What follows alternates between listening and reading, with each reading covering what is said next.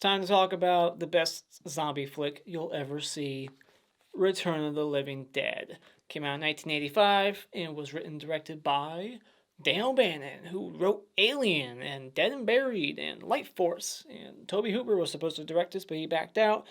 Not sure why, but I'm sure you do. I'm sure there's a lot of fanatics out there. I'm not a huge fanatic of this film. I've only seen it like 3 times, and all this year. So this was the year I got introduced to this film because I was not a zombie fan growing up.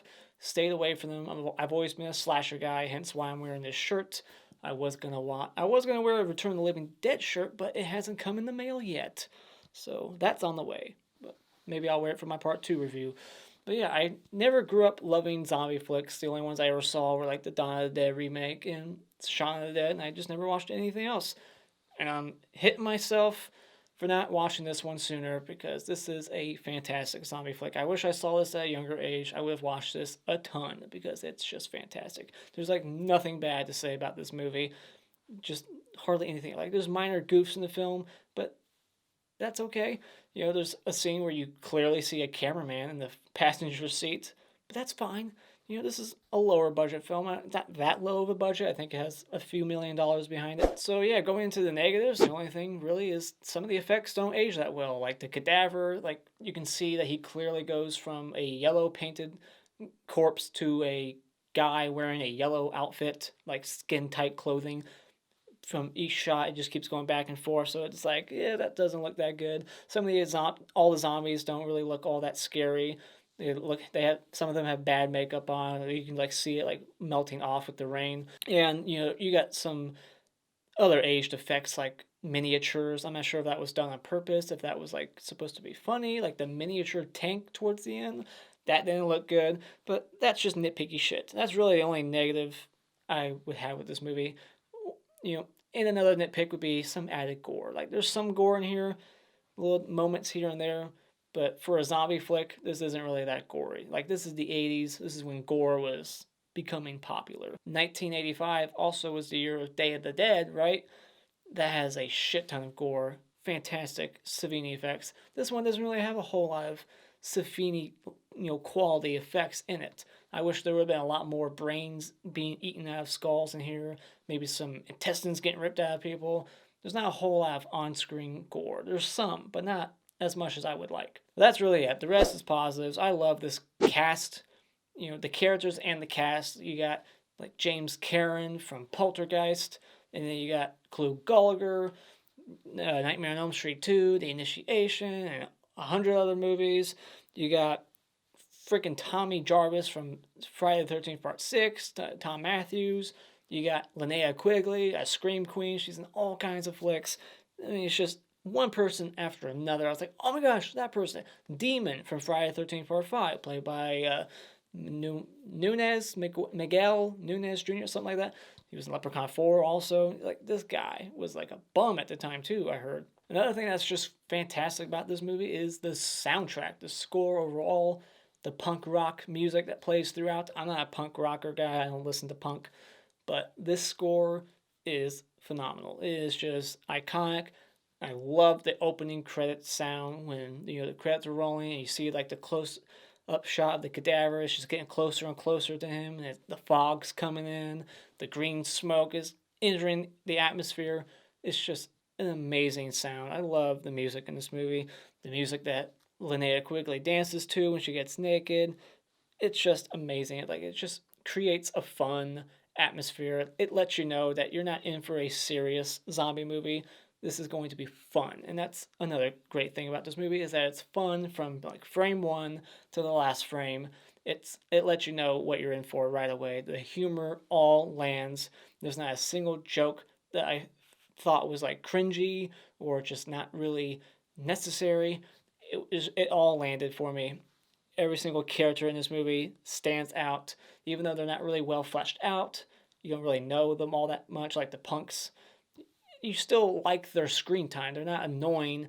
You still enjoy seeing them because they're all just so memorable. They all have at least one line that's quotable. And I love that the zombies in this movie talk and run. You would not get that before this movie. I don't think they ever ran until this film. Like in Night of the Living Dead, They didn't run. I still haven't seen Dawn, but I don't think they ran in that. And I saw Day of the Dead, and they did not run from what I can remember. This is like the first one, I believe, where they actually started running. And I love that they talk, send more paramedics, send more cops. That's just great. And this is the one, I believe, that introduced the whole cliche of them eating brains. And I love that they even explain why they eat brains.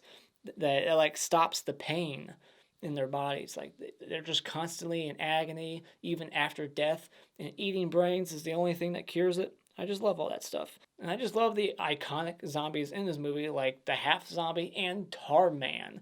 The way Tarman looks and walks, he yells brains and sticks his tongue out. Like, he's actually a pretty creepy looking zombie in this movie. And that's always been like the one scene that I always saw from this movie before I actually watched it. It was the one that I always knew about, was him eating brains off of Suicide, who is the actor from part 5 of Friday the 13th. Also, he plays Vic, who chops poor Joey to death. So that's another horror alumni in here. So yeah, I've always seen that scene, never saw the movie, so when I saw that, that was instantly recognizable to me. And I love the look of that zombie, and I love the dynamic between Frank and Freddy, their chemistry. I love the hammy performance by James Karen. He's just so fun in this movie. He's over the top when he's like acting like he's sick. He just oversells that he's like dying. He's just constantly coughing, acting like he's about to throw up. I love his over the top performance in here. And it's the perfect setting for a zombie movie. You know, you got a cemetery and a morgue, which is where dead people are. This is the perfect setting for a zombie flick. And love the nudity, of course. Not going to complain there. You get plenty of boobage from Linea Quigley. And that graveyard scene alone, that is a positive right there. I love the way this movie ends. It's kind of dark for such a silly toned film, but it's also funny at the same time. It's like it's mean what's happening, but it's also very truthful and hilarious. Like, I feel like that is what would happen in this scenario. That is exactly what would happen. So final thoughts, I think this is a damn kick-ass zombie flick with running zombies that talk, eat brains. It was, the start of that trend, I think, the whole brain thing, and it's got great characters, some gore, not a whole lot, but it's got plenty of nudity, and it's such a great cast, and it's just such a fun time. There's hardly anything bad to say about it. This is a very rewatchable movie. You can stick it in any day of the year, summer, winter, fall, although this movie does take place on the 4th of July weekend, so it's perfect for the 4th of July weekend. Watch it annually around that time. It's perfect. It's perfect any day because it's just such a fun, rewatchable movie from beginning to end. It's a blast. So when it comes to Return of the Living Dead, definitely go out and buy it. Alright, so now it's time for the spoiler discussion. So this movie opens up and it says it's based on a true story, letting you know right off the gate, like I said, it's like frame one. You're like, oh, so this is a joke. Like, this is not going to be a serious movie. Like, if you went in completely blind, frame one, you're like, oh, so this is a comedy. It's not going to be like a Night of the Living Dead at all. And then they bring up Night of the Living Dead, which I thought was cool. James Karen, his character, is like, have you seen that movie? And he says it was in 1969. Didn't that movie come out in 1968? Like, how could they mess that up? How could they mess up that detail? Isn't one of the actors or people who was involved with Night of the Living Dead, John Russo, I think, isn't he involved in this movie? Like, story-wise? Isn't he, like, in the movie at some point? Or, like, isn't he involved with this movie? Like, I'm not an expert on this film. I did watch one documentary, but that was a long time ago. So I'm not fully fresh with all the facts about this movie, so I'm sure some of you will correct me in the comments below about something I said. But correct me if I'm wrong. Night of the Living Dead came out in 1968, and somebody in that movie is involved with this movie. How could they get that information wrong? So he should have said 68 or 7, because, he says, like, they made a movie based off of things that happened in 69, right? But that movie came out in 68, and if it's based off true events, those events probably would have taken place in 67, so it doesn't add up. That's a goof in the film to me. But anyways, yeah, so this whole movie, the whole mess is Frank's fault. So not only did this bastard only moved the headstones in Poltergeist, but now he caused over 5,000 people to get nuked by the end of this film because he's just a troublemaker in every movie that I see him in. He's just constantly causing trouble. He's an asshole, but I love him. And then we get the title card and that awesome music kicking in. You see the cadaver, the music, and the face melt of Tarman in the container.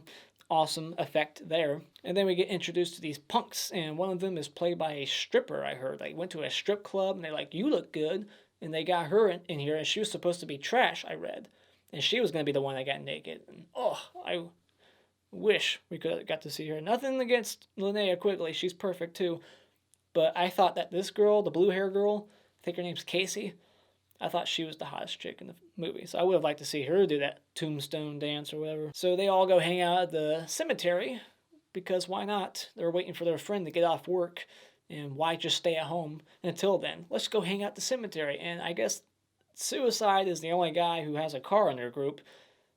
Because why else would they be driving in that shitty car that is just awful? There's graffiti everywhere in this movie. His car, the cemetery, it's everywhere.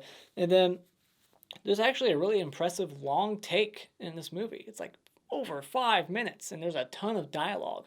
When you're first introduced to James, Karen, and Frank and Freddy, like their whole conversation, it goes all over that warehouse, and they're just constantly talking. It's like, when's it gonna cut? It's all one take. And so then we see this funny eye chart. Did anybody ever notice this eye chart that says, like, what's his name? Bert? I think the owner, Clu Gulager, his name's Bert. It's like, Bert is a slave driver and cheap piece of shit. Like, something weird like that. It was funny. And then we get introduced to the split dog, and then later on, there's a lot of foreshadowing in the movie. We see a split dog, and then later on, when it gets infected with the toxin, it's like barking on the ground. It's like, that dog was never real, though, right? Wasn't that just like a fake thing that's made for people to study the insides of? Like, that was never a real dog. That was just a freaking, like, basically a toy for doctor students, right? So why is it alive on the ground barking when it's chopped in half? Like, that's so silly. And then all the butterflies, their wings are flapping. That's so silly. And then we get the trash speech about dying. She's like obsessed with death. She's like, do you ever fantasize about dying? What it might feel like to die. And the other guy's like, I try not to think about dying. So then they release the cadaver, and it automatically attacks Bert, which was evidence right then and there that the other two were dead. That's how I saw that. Like, I knew that they were dead instantly. Because I think it's supposed to be a little bit of a twist, maybe, like a little reveal, like, oh my gosh, they're getting more and more sick. What's going on? Are they just poisoned? And then you find out that they have no heartbeat. They're dead. They're getting rigor mortis. I was like, yeah, I picked up on that very quickly the first time I watched. I was like, I think they're dead. And when I saw that cadaver, the yellow guy, run out and just attack Bert, not only was it hilarious, but I was like, yeah, that makes sense because they're dead. And for some reason in these zombie movies, the dead never attack other dead people. They only attack those that are alive. And they always know the difference somehow between alive people and dead people. I love that Suicide is in the cemetery. They're like drinking and doing drugs, and they're being very disrespectful to the dead. And then, like, when Trash is like grabbing at his crotch, he's like, show some respect to the dead. It's like, dude, this chick is all over you, and you're just like not even paying attention to her at all. And then they bring over the naked cadaver in pieces to the German guy. Is he German? He has a German pistol. He's listening to like German music, I think. They bring the body to him, and they're like, it's rabid weasels. It's like, why would you come up with a stupid lie like that? Like, they thought he was gonna like burn those rabid weasels to death for him. It's like, that was a bad made up story. But he's like, no, that's cruel. We can't burn them. Here, I'll just shoot them with my German pistol. And so then when they do cremate them, that causes even more chaos because the crematorium smoke goes into the air and then it mixes with the clouds and it causes the rain, I guess, is what we're supposed to take from that. And then I love the shot of like the camera going below the dirt, and then you see like the body in the coffin, and then this one skeleton that's over 100 years old comes out of the ground, still has its eyeballs for some reason, and then that music comes on. It's time to party. Great soundtrack. Another moment of foreshadowing is when Frank or Freddy, whichever one's the older one, he's like, I could operate that damn thing to the crematorium thing. He's like, I could operate that thing, and then later on he ends up burning himself alive. And why is this sweet girl with Freddy in this punk group? Like everybody in that group, they look like a bunch of punk rockers, a bunch of juvenile degenerates, just nothing but troublemakers. And then you got this innocent, sweet girl in the mix, and she doesn't fit at all. I take it she's with Freddy, Tommy Jarvis, but even he is kind of like them. He's like a punk guy, whatever, right? I don't know. She doesn't seem like she would be with that crowd at all, and like especially by herself. Like you all pick me up once you have my boyfriend, but if you don't have my boyfriend with you, I don't want to be with you guys. So yeah, once the rain starts and it's clearly causing the dead to come out of the ground, is it supposed to like feel different or something? Because when Trash is getting rained on, she's like, "What's in the rain? I wonder what's in the rain."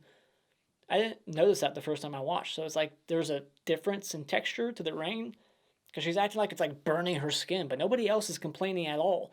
They're just, I thought they were freaking out because they're getting wet. Like that's how most people react to getting wet to rain when they don't want to. They're like, oh my gosh, they're freaking out. But it's like, no, they're freaking out because it feels different. It's like burning their skin, but nobody else is complaining, just Trash. It's like she's not the only one getting hit by the rain. So I don't know. That was just a question I had. So there's something in the rain they can actually feel the difference. And then we get introduced to Tarman, and I like that he's actually a smart zombie in this one. He's not just a typical, just slow walking zombie who doesn't have any brains at all. Like he wants brains, but he has them himself because he's smart. He's like wrapping the chain around the door. He's got this crank thing going. He's trying to open up the door himself. You don't see that a lot in zombie movies, so that was pretty cool. And Suicide gets his brains eaten right out, which is just an awesome scene. And Frank and Freddy are dead, we find out, which I knew that right out of the gates. But how scary would that be? Now that I actually think about it, like put yourself in their shoes. Like you think you're alive and then you're just told you're dead. You couldn't even process that thought. Like what? What they're going through. I couldn't even imagine the pain. Oh my gosh. And then Trash, she gets the death that she always feared most when she's giving her speech. She's like, oh, the worst way to die is to have a bunch of old men. I forget what she said exactly, but she's basically like a group of men tearing me apart. So you think that's what's happening to her, but then when she comes back as a zombie, she's completely like pristine. She's all in one piece. There's not a single scratch on her, and they just put a bunch of white makeup on her, like she's like that Jumanji, or not Jumanji, not even close. Ju-on, is that what it's called? You can see why I did the mix up there. Ju-on, Jumanji, whatever. Like the little grudge kid. She basically looks like that. Like she's got white makeup. Nobody else is white when they're a zombie. Maybe some of them, but she should have looked more fucked up. That's what I'm saying. See, that's where the gore could have came in. Like we could have seen her actually get ripped apart, or have a couple of limbs come off, and then she comes like, like Tarman, just like barely held together because she was getting ripped apart, like something like that. And they barely use her. So I guess I could have had more negatives, but I don't want to be too hard on the film in my spoiler-free section. But if I had to nitpick something else, I would say that they should have did more with the effects on her. She should have been more fucked up because that was her fantasy, and it only made sense. Like they did nothing to her. That makes no sense. Like she's getting tackled. How did she die? Did they drown her in the rain puddle? Because she's all in one piece. There's not a scratch on her. It makes no sense. And then why is it that she's the only one that comes back? She gets bitten somewhere, I don't know where, and she comes back. Okay, makes sense. But then Suicide gets killed by Tarman, and he doesn't come back. And then the other guy, the other punk, I don't know his name, Spuds, something like that, Scuzz, he gets bit in the head by the half zombie, the redhead one that talks about the brains and everything. He gets bit, and then he never comes back. So it's like, that doesn't make sense. There's no consistency there. Unless there's something I'm missing and you want to tell me in the comments below. Go right ahead. Explain it to me.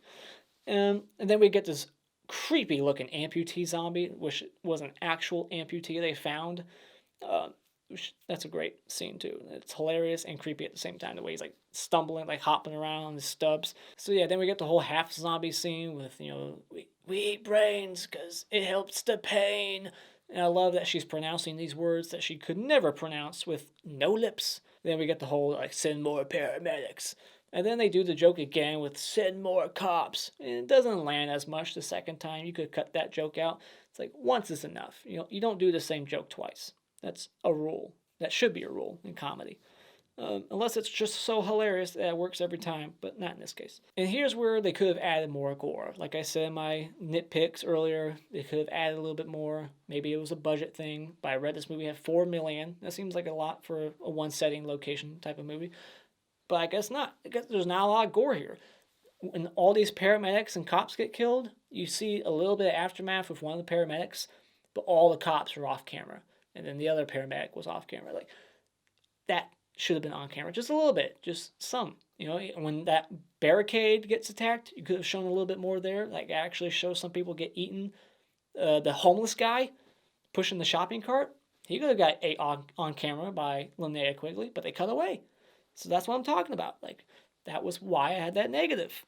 You need to add more gore. Come on, man. So then we get like the official transformation of, you know, Freddy becoming a zombie. They throw like acid in his eye or something, and he's like blind, but he can smell her brains. And that's just a scary scene. Like him, like if you're his girlfriend, like you're in the attic, you know, and he's down there like, I can smell your brains. And then the other guy, he like sets himself on fire. He gets his wedding ring off. Like, this is a very emotional scene, you know, and it's such a silly film. It almost doesn't fit, but I love it still. Like, takes his ring off. He's like, I'm sorry, or something. He's like praying, and he gets in there. He starts screaming. He's like, it's awful. But yeah, I love the foreshadowing though earlier in the film. So yeah, but he just doesn't want to be a zombie, you know.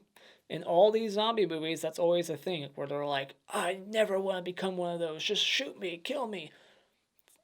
It's like, does it really matter? Ernie, he like contemplates shooting this poor girl right in her face. Like a mercy kill. And he never does. But yeah. And then, so then this Colonel dipshit, piece of shit, sends the nuke to the town. They're like, what's the casualty like number gonna be? Just about 5,000. Oh, we can live with that. Of course you can live with that in your big house in like California, you asshole. Hits the button, blows them up. They like hear it coming. They're like, what's that? You know what it is. And then they all blow up. And I feel like that effect could have been done better too. Like the whole like miniature set of the houses blowing up. Like they start to blow up a little bit and then it cuts away. So maybe it didn't look that good, so they cut it out. But I feel like that could have been done better. And so, don't you think that they could have lived? Like, how powerful was this nuke? You know, where exactly did it land? Because I feel like if they made a proper sequel to this movie, they could have had Clu Gulager's character and Demon come back in the sequel. Because they're in the basement. And, you know, if fucking Indiana Jones can survive in the refrigerator, I think these guys could survive in the basement. I mean, how powerful is this nuke? Was it a nuke, or was it just like an atom? An atom bomb is a nuke, but was it like a Moab? Could they have survived? I don't know. I'm not a bomb expert. I was just thinking. I was like, couldn't they have survived in the basement? And then we get the '80s style credits with the footage of the movie playing over the credits, which I always love. And then now let's go over the awards. My favorite character in this movie, Hockey Mask Award, will be Frank, played by James Karen. I love the hammy performance, and just that's really all I need to say. It's just I love his performance. He's so wild. And the award for worst character will go to Colonel Glover, Mr. I already had lamb chops for lunch. Fuck you. And the Funny Bone Award for funniest moment in this movie is when they start beating the shit out of that split dog on the ground. It's just hilarious when you hear it welt, like making that, you know, cry sound that dogs make. And the Clap Award for best scene in this movie, the most iconic scene for me, is Trash dancing butt ass naked. A lot of good scenes, but this one stands out the most to me. And the hottest chick in this movie, for me personally, was not Linnea Quigley, but the woman who played Casey. And those are my thoughts on Return of the Living Dead. What are your thoughts of this iconic zombie flick? Put your thoughts of it in the comments below. And as always, if you like what you've seen here, you can hit this like button and become a subscriber today just by clicking on my cartoon face in about 5 seconds. And until next time, Alpha Venus.